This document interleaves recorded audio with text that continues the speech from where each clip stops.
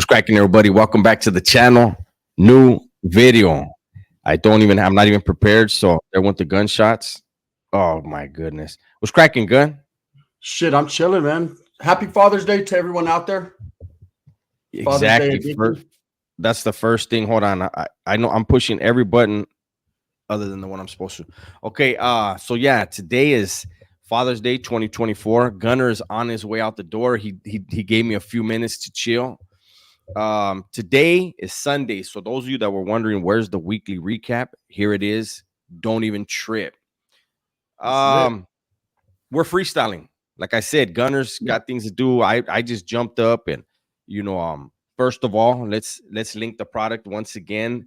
This is the cologne that both of us use. You can get it today for Father's Day, and your father will become somebody's stepfather in a few weeks. Or like I'm going to I used that same stupid line on the last video.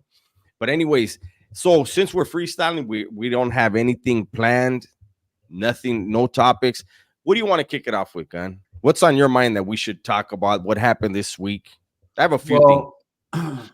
There's a lot of shit that happened this week. There's a lot of shit that happened with this week. We can go back to back with no jumper topics. We could say, shout out to the 60s for their Hood Day, man. I watched a lot of their Hood Day videos on YouTube, and I could say, man, look, every time I see their Hood Days, that's what canalismo is for the Mexicans, right? Mm-hmm. Getting together with your homeboys, having a good time, man, reminiscing, and being happy that you're still there. Because, when it's all said and done, these Hood Days, man, are the celebration of life because, a lot of these gentlemen didn't make it, man. They didn't make it, because they put in that necessary work for their hoods. So shout out to the 60s for doing that. And I wanted to talk about this guy 600. Have you ever heard of him? I think he did a video. I was gonna say we can't leave. Look at us. Look at it. Big U was at Hood Day, right? I'm sure he was. He usually is. Brick Baby was at Hood Day as well. I saw. I couldn't believe it, but he made it. Mm-hmm. Where was 600? Because 600, he put out a video.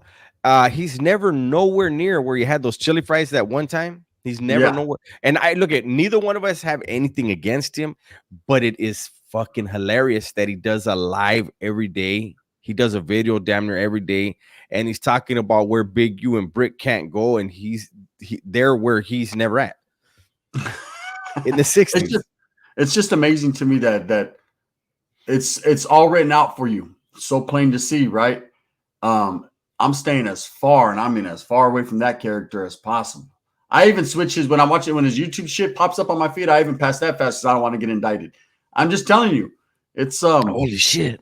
Damn, there's some wild shit going on. There's some more, more than meets the eye when it comes to that cat. But the only reason I even mentioned his name is because I talked about Hood Day and I see this guy's constantly, like you said, talking about where people can and cannot go, but he never goes where he says they can't and can't go. And he said the video he put out after Hood Day was, it's official. Who's the official? He said, it's official that Big U has been voted off the island.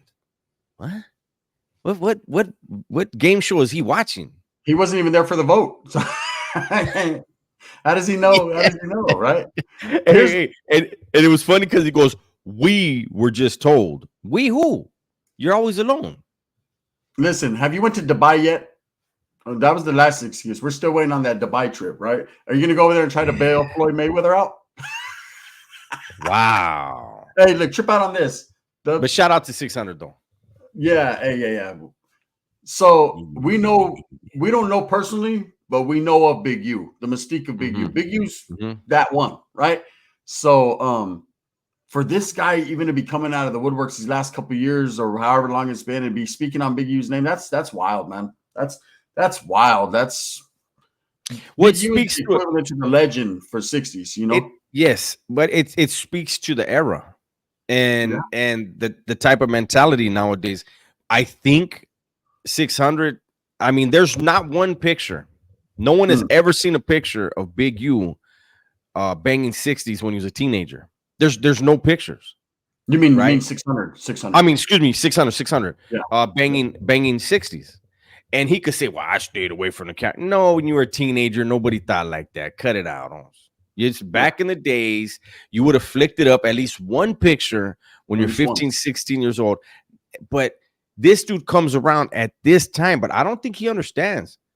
There are still people that are like, if I catch this dude, it's going down. Just why tempt the devil? Now, let's move on because we don't want to get indicted. Every video and every live he does, I mean, they tear him up. He gets one good comment for like the whole live or the whole video. It's crazy. I don't understand why he's on YouTube. Like, he loves the abuse. He's I want to move on. I want to talk about the Tank fight, that disappointment. But first, I do want to mention this, Holmes. I do want to mention this. And again, this is no beef. This is no hate. But Milk 7-4.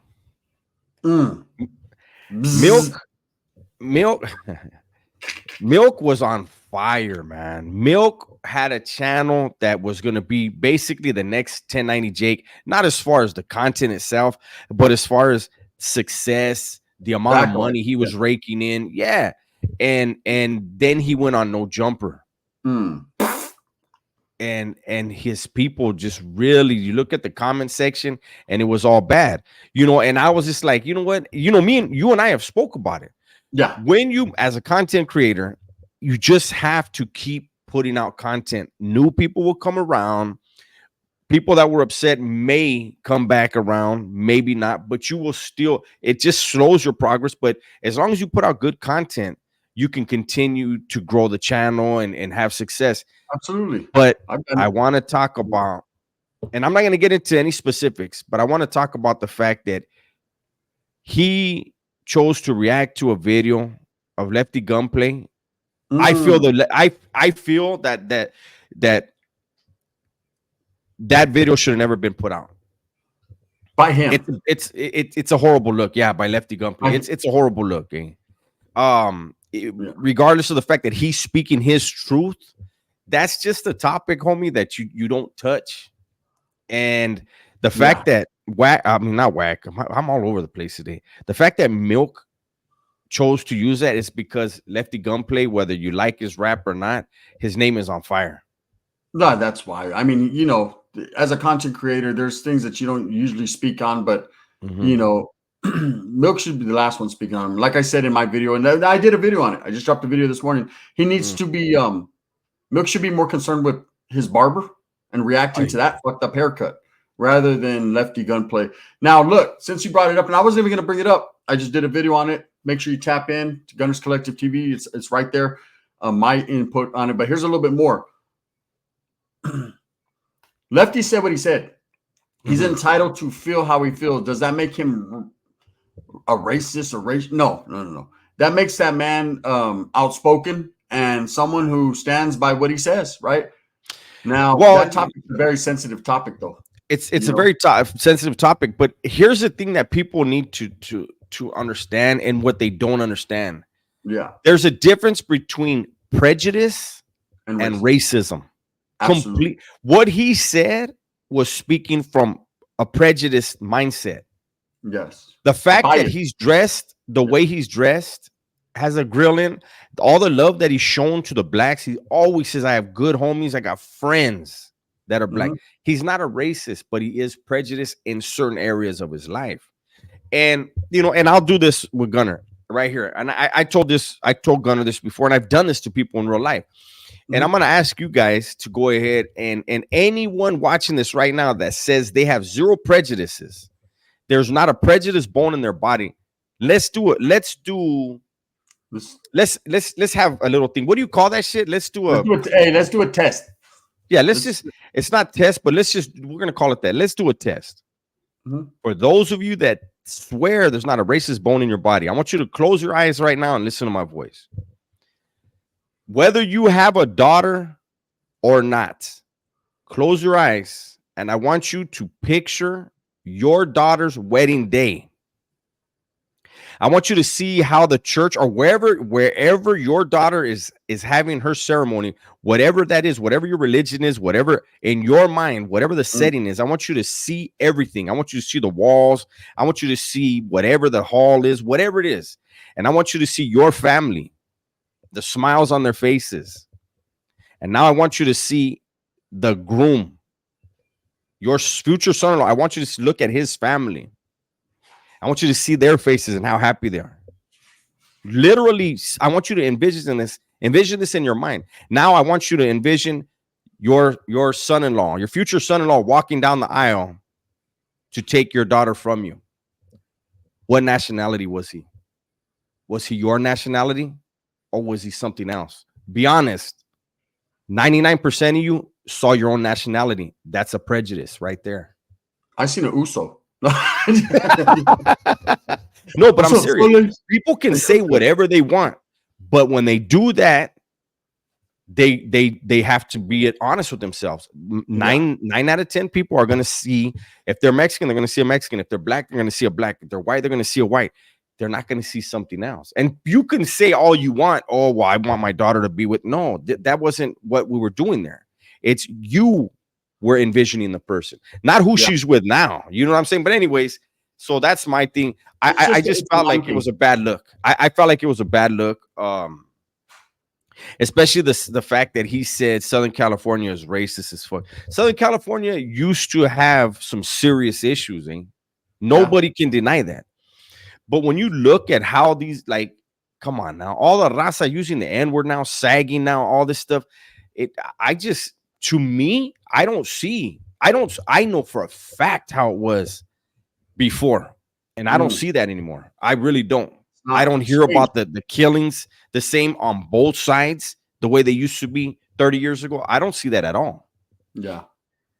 You know, the way my take on it was that as fathers, being that it's Father's Day, you have to lead by example with your children.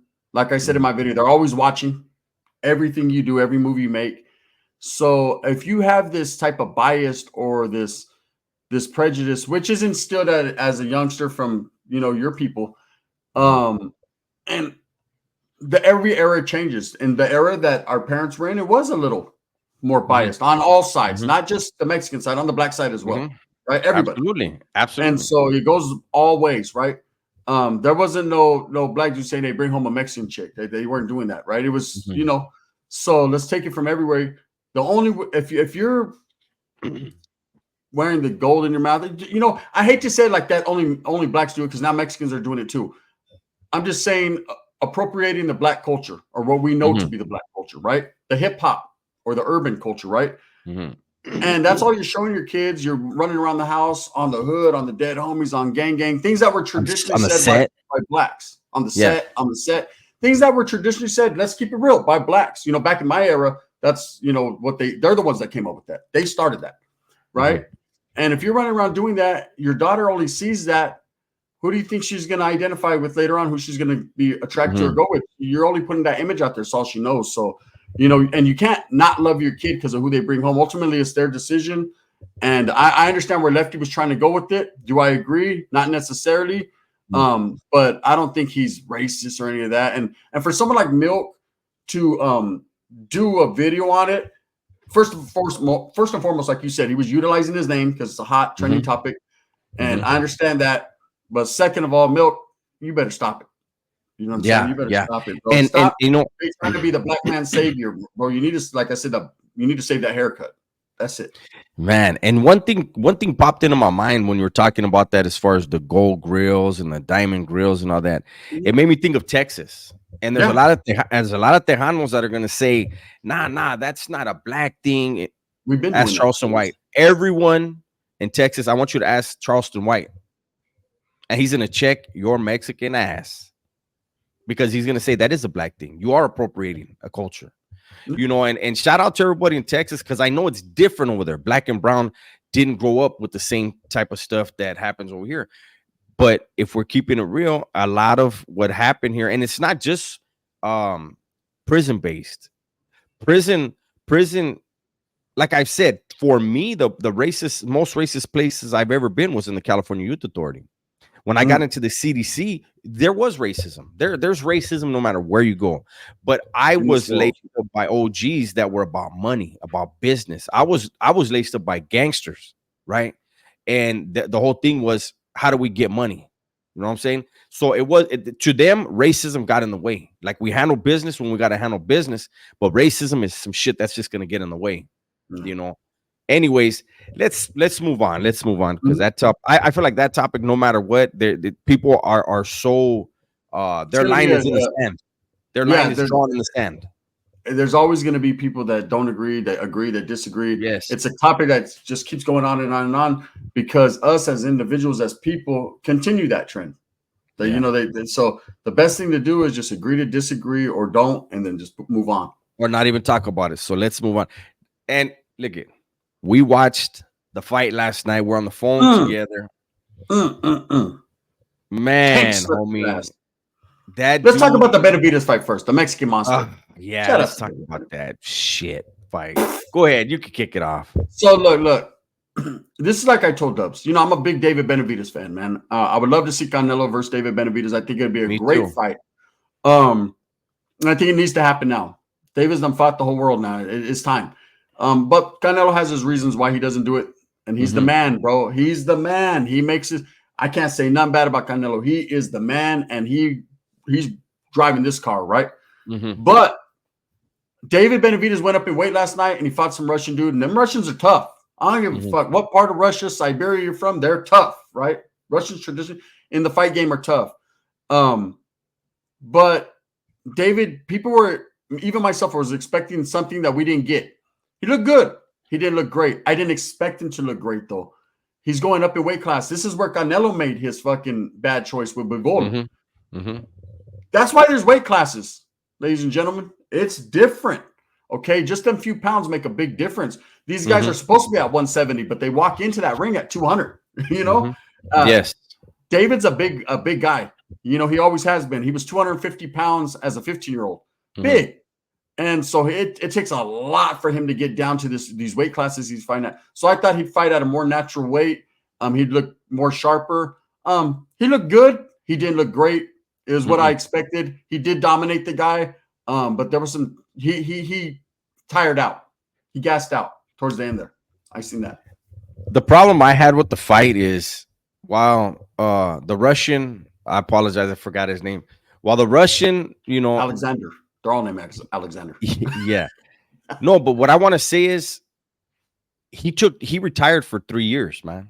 And he had a couple fights, I think, since he's been back, but to take that 3 years off and be 10 years older, I think that was a horrible. I think that's a sign for David. Get out of the light heavyweight division. It's 100%. Not for you. Same thing for 10 years older than him. And am I wrong? Didn't Benavidez used to spar this dude when he was younger? Yeah, you beat the shit out of him. Okay. Oh, he used to spar Triple G too.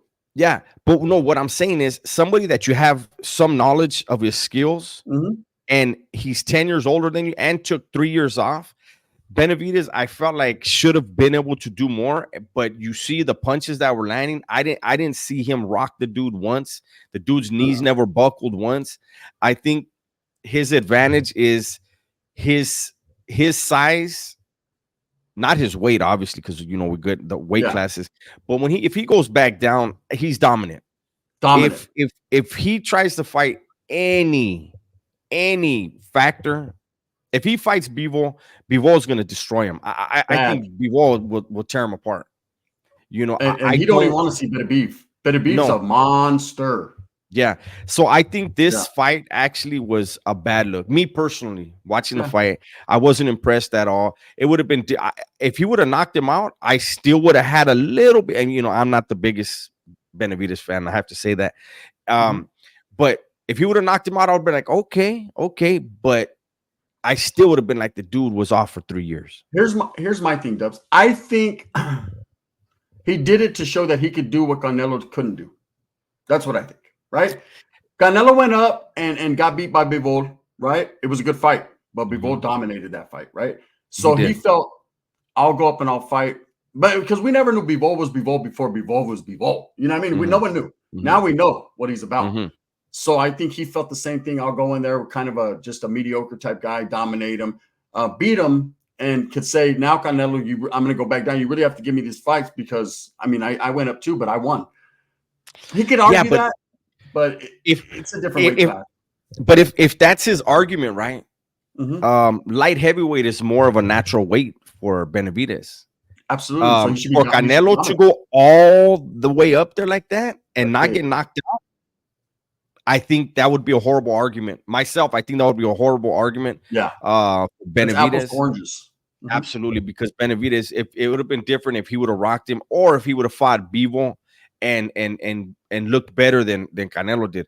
Canelo just did not have the power to be in that division. No, he has power. He has his power is okay at this point in his own division, but going up to light heavyweight, come on. Even Benavidez said, man, they hit a lot harder in this weight class. It's a difference, man. It's a perfect case of example. When I fought Cholo Trucker, the size comparison was vast, and it makes a difference. Even though I was gassed out, tired as fuck, it came to a point in that fight where I was like, just hit me, because I knew the power difference.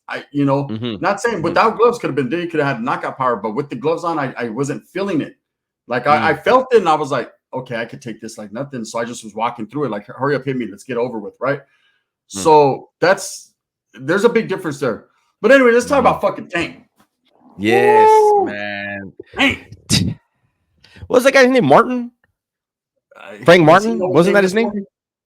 Oh, Mr. Man, damn, he looked good though last night. I actually like Tank. I think Tank has the potential to do a Mayweather, to be undefeated, retire undefeated. This dude is brilliant in the ring. He's smart in the ring doing what he's supposed to do, what a great boxer does, and that's getting his opponent's timing down. He's getting the range down. He's feeling the punches like, okay, I can walk through this dude's punches, get where I want to be. You know what I mean? He's doing all the things he's supposed to do. But this dude, I think Frank Martin got too cocky. I think, or whatever his name, I'm just going to call him Frank. No, that's his name. Frank Martin. Okay. Frank Martin, the Ghost. I feel like, let me call him the Ghost. The Ghost got ghost busted because he got ghosted. When he got it in, his footwork was immaculate. He was sticking and moving, and it was frustrating Tank. If he would have stuck to that game plan, Tank would have had to open himself up more to danger. Yeah. By going into the corner and cutting himself off, I just, I don't know. And Tank said, look, I was waiting him out. He said, I knew he was going to tire out because he was running around so much. And that goes back to Tank. You got to tip your hat to him. That dude is pugilistic specialist. Pugilistic specialist, and he learned from Mayweather, who's a pugilistic specialist. Look, here's the deal. When it comes to Tank Davis, his fights are all the same. He loses the first 2 rounds. He's analyzing. It's what a boxer does. He's figuring them out. Distance, timing. Then once he has them figured out, he'll take some. He'll eat some because he has a chin, right? He's already proven that. He has a chin. So he'll eat some. And when you start to show complacency or any type of comfortability in that ring, you're going to sleep. That's what he does. And it's usually around the from anywhere from 4th to the 8th round, you're going to sleep. That's it. Yeah. And but something I do want to point out, one of the most telling things happened after the fight when Jim Gray was questioning him, was interviewing him, and I want you guys to go back. Yes, I want you guys to go back, see if you can find it.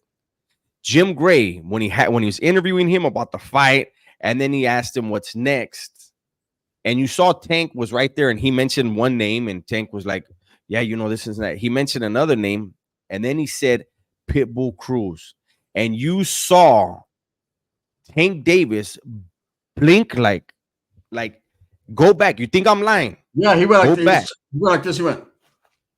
Yeah, he blinked. He blinked like that is not somebody he wants to tangle with. And I think if he wants to go down as one of the greatest of all time, follow him. I cannot not follow Mayweather's because Mayweather ducked everybody until they were either too young or they were too old. But I think that's the fight that needs to happen again. There needs to be a rematch. Has to. There's no one else out there for Tank. And I think Isaac Cruz is one fight away, which he's fighting in August, away from that rematch. He needs that. We don't need to see Ryan Garcia versus Tank. We already seen it, man. Ryan is a different type of fighter. I don't think Tank has anything more to prove when it comes to Ryan. We know personally, man, there was some backstage shit going on with that fight anyways. It's just that fight will be Ryan J-catting out and trying to sell it, and Tank, the same old Tank. I think Pitbull Cruz will bring out, like he did the first time, a different Tank. This will be the ultimate test. He'll take Tank out of that game plan because they have the same type of thing. Pressure. Pressure builds combustion. So something's going to explode in there. Now, if he was able to beat Cruz, then it is what it is. Big dog. I'm a scientist today. Fucking Bill Nye. Yeah, see what I'm saying? Don't get me talking about this morning. I'm scientifically inclined to make it happen. Scientifically proven. Make sure you buy this. Yeah, it's right here. Bam. Gets me going. But no, hey, you're right, Dubs. That's it. Pitbull Cruz, man. And not because he's Mexican. Let's throw that out there. But check this out. Yeah. We can't be, look, Mayweather Maidana, the first fight. Maidana beat Mayweather. Anybody 100%. Can go back, watch that fight. He beat Floyd when they announced the decision. Floyd got booed. You could see on his face he knew that wasn't legit. What happened in the rematch? Maidana fucking shitted all over himself. Hopefully we don't have this, and that's something that Tank should take into consideration. You know who's getting in that ring with you. Yeah. Is he going to be the same? Is he going to change his game plan and do a Maidana? That's why Tank needs to get in the ring with him. And that's what made Floyd Mayweather so great. You might beat him once, you never beat him twice. Mm-hmm. He figures it out, man. He figures it out. And we'll see if Tank figures it out in that ring. But what he showed, see, there's men in this world that you just don't want to see. You just know in your heart, like, man, I don't want to see this dude, right? Something about that first fight. I might have to rewatch that first fight and watch every single second of it slow down. Something about that first fight is making Tank's eyes flutter when people talk about that guy. There was a physical reaction to the name. Yes. He was, and I think, I mean, it makes me want to go back and watch the whole fight again. Their fight. Yeah, that's what I'm saying. There's something happened. Something happened. Yeah. Something in that fight where Tank's like, because you've heard him. I've heard him before say hell nah. When they mentioned Pitbull, where he literally said hell nah. He said hell nah. He won't get no rematch. Now they're talking about Lomachenko versus Tank. Why? Great fight in Lomachenko's great technical. Prime. Oh, very technical. I think Lomachenko wins in his prime all day. His footwork is just too smooth, right? But now that's just feeding the lamb to the slaughter. Come on now, he's too old. Well, here's the thing. I think the fight will go the distance. Me personally, I mean, that's why they fight the fight. It's tough. I think the fight goes the distance, but the thing is, they're not going to let him outpoint Tank. It's just like when he fought Haney. He beat the shit out of Haney. He dominated Haney the whole entire fight, but they gave the fight to Haney. They'll do the same to Tank. I don't see Loma knocking him out. I don't. Yeah. Mm-hmm. That's what they do. I always say that, man. And you know, boxing's corrupt as fuck. And it's always been that way. If you're a champion, if you're a star, you got to knock the star out. That's the only way to win. A close fight, you lose every single time. I mean, even last night, the fight, Frank Martin was winning those first 4 rounds. He was doing that. Tank didn't turn it up to about the 5th round. Okay, that's 100% facts. The judges had Tank dominating him on the scorecards. Well, they had him. The one I saw, they had what they said. Every judge had him up by 1, so he was up by 3 points. To me, I don't know. It was close, but there was that other fight that we watched, and the analysts had it a close fight, but the judges had it a complete blowout. Yeah. So I mean, you never know. Champion, the champion. Yeah. But anyways, we're already a half hour in. I know Gunner's got to go. It's Father's Day. He's got his kids waiting on him. So thank you guys. We appreciate you showing up, showing support. Gunner, you got anything to say? You know, make sure that you guys tap in, man, to the this channel, the new WS World channel. Tell everyone about it. You know, forward these videos to other people, man, so they can see us from a different aspect, a different angle, not just necessarily our content, but just chilling, talking, normal. Make sure you tap in with our channels. Collective Clips, Gunners Collective TV, the WS channel, Dubs. You already know what it is, man. We appreciate all the support. Thank you guys. All right. Thank you guys, man. We appreciate you.